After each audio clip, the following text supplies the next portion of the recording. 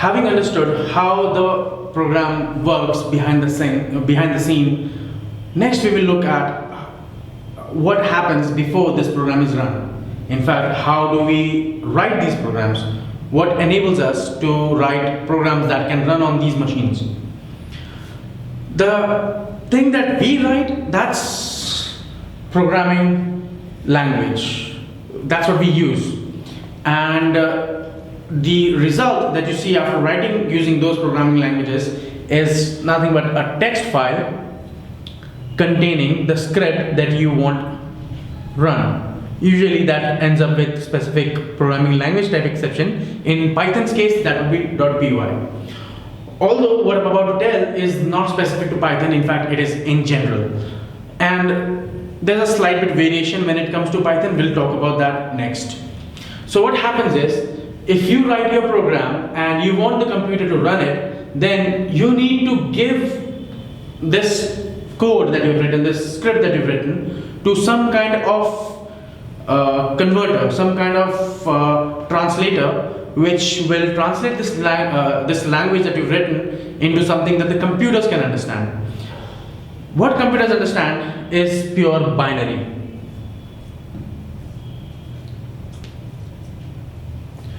And that is what they load in RAM and run it, like we've seen earlier. So how do we go from a text file into this binary? What we use is called a compiler.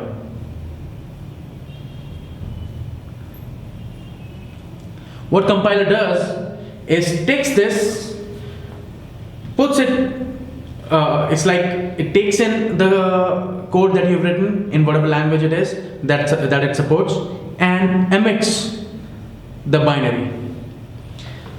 Well, that would be, if that is all there was to it, then it would have been very simple. But that's not all that is to it. There's much more that is going on within that. For example, there are things called linkers and loaders.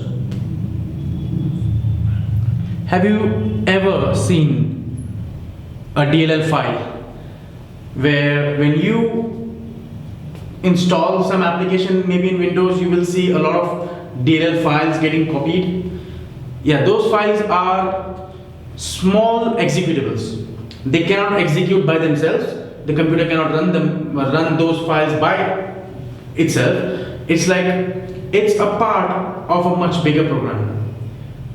So that would be like assembling your computer itself. You get a hard disk from somewhere, you get the USB from somewhere, and you also get the motherboard from somewhere. Bring it all together and then run your machine, start your machine. That is also what happens when you're writing the executables. What it does is, you can divide your program into multiple smaller executable units.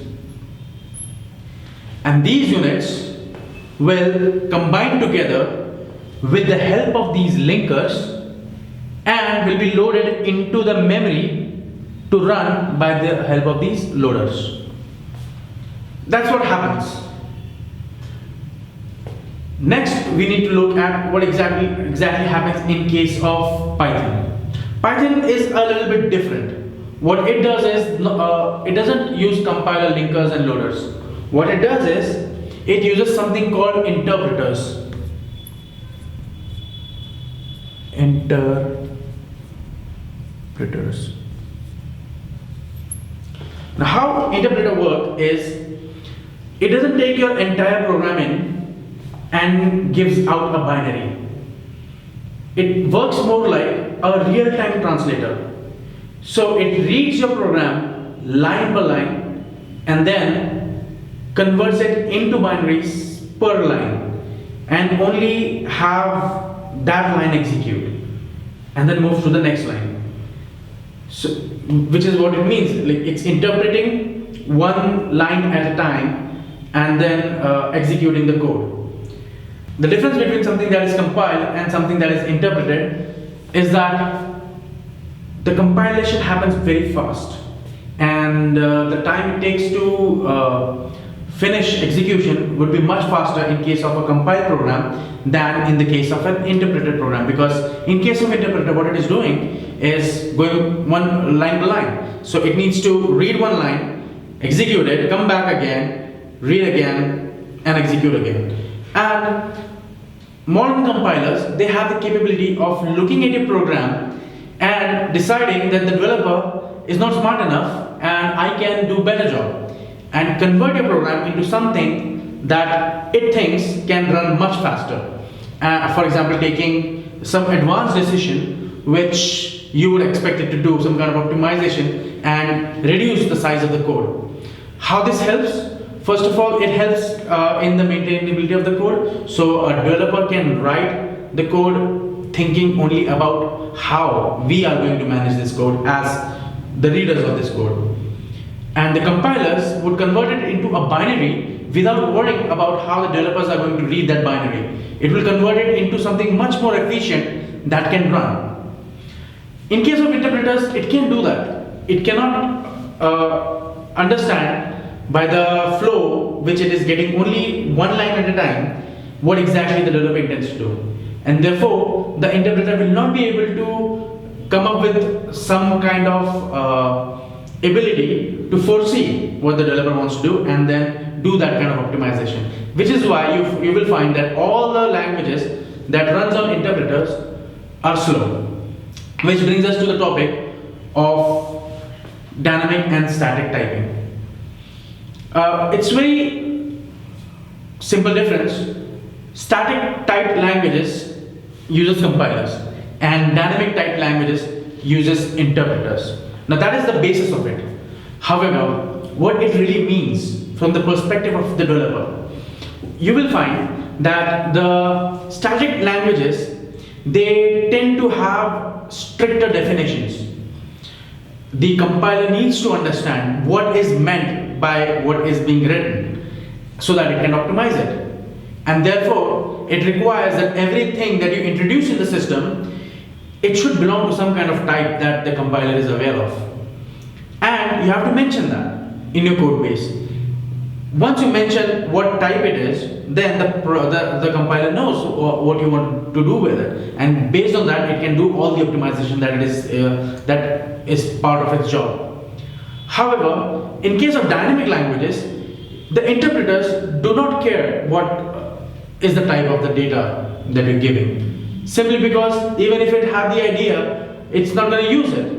It doesn't know what's coming next. It doesn't know how this data is going to get used. So what it does is it accepts any data from you and tries to figure out the type by itself rather than having you decide it. This is the principal reason why dynamic languages are thought to be much easier than compiled static languages.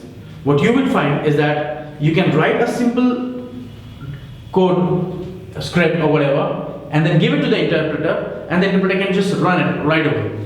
The time it takes for you to write something and have it execute on your system is much less in case of these dynamic languages. Whereas in case of static languages, static type system, which are compiled languages, most of the time, what you would find is that you've written the code, you'll give it to the compiler might complain about a few things. If it is something that is really serious, then it will throw out an error asking you to change. If it is something that the compiler thinks needs to change, but it is okay if you don't, then that's called warning. You'll also see a warning coming out of interpreters as well, but they can be safely ignored as long as you're learning. So that's about what you would expect from a static language and dynamic language. Python is here, just like JavaScript and Ruby, all these languages, they are interpreted languages, whereas C, C++, Rust, these are compiled languages. Java is kind of an exception. It sits somewhere in the middle. It behaves like a compiled language, but runs like an interpreted language. So we will not go in depth of it. It's just that there is some amount of interpretation happening in case of Java. Just wanted to mention that. That covers what our dynamic language is and what are static, and we will be focusing on the dynamic language, which is Python, from here on forth.